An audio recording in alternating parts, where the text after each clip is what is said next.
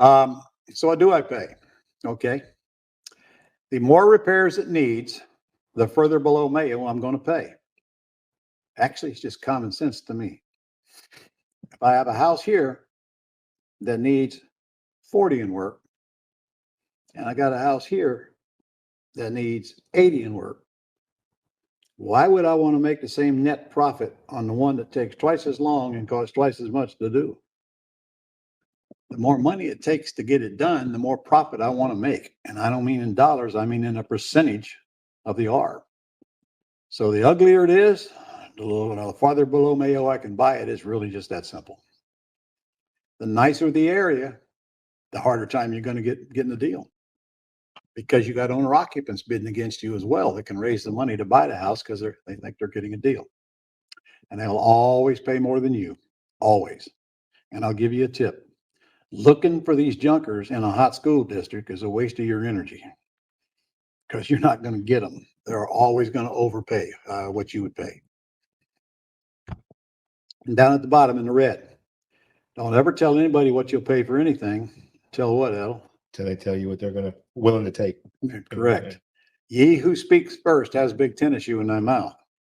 The minute you start telling people what you'll pay, you'll find out that they would have took a lot less if you just shut up and let them talk.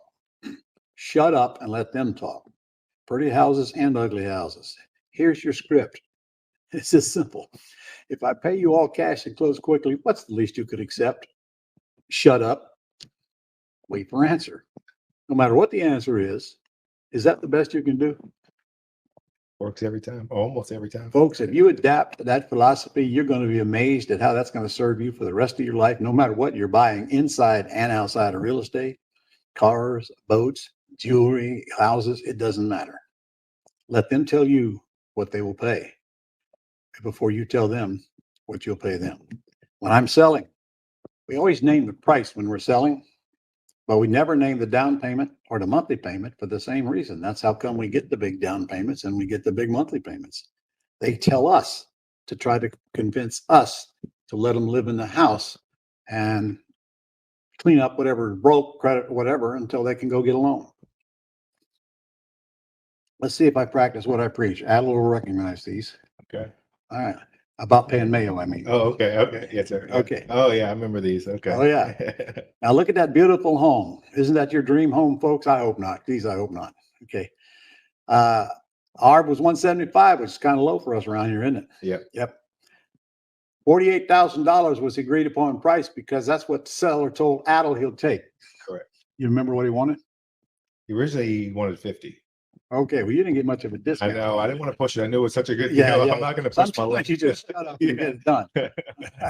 Things get fat. Always get slaughtered. Yeah.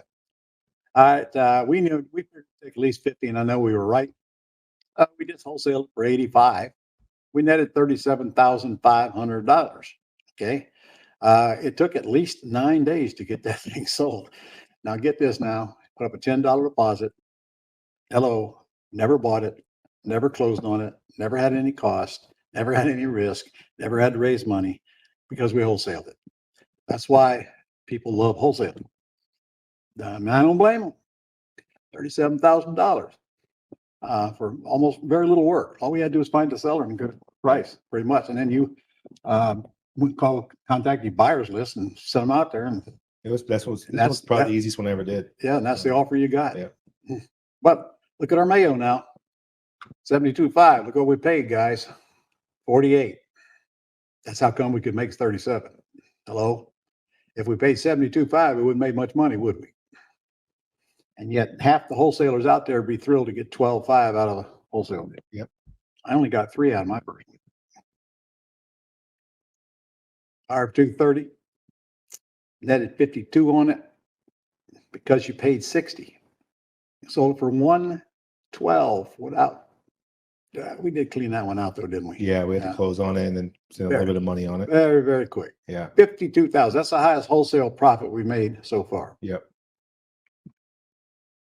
That was the inside of that one. Isn't that lovely, folks? I don't know about you, but I can't wait to find them like that. I get excited when I walk in, especially if it smells like cat urine or dog urine. When I open the door, I want it to take my breath away.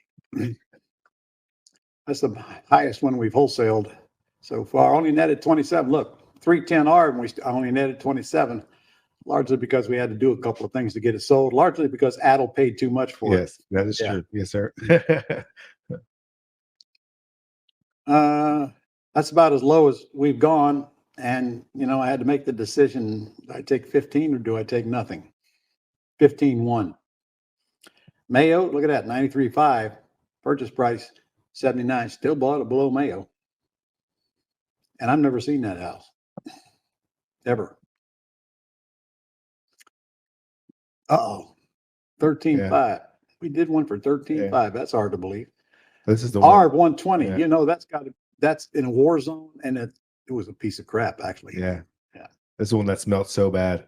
Smelled bad? Yeah, I remember that. Yeah, you came with me then once, and you said you had never. It was close to the worst one you'd smelled, and it was pretty bad in there. Well, I was that probably not true. Let me see this. We paid. We agreed to pay 41.5, sold it for 55. We did pretty good on that. Yeah. It was only 2 bedroom, 1 bath. It was small. Yeah.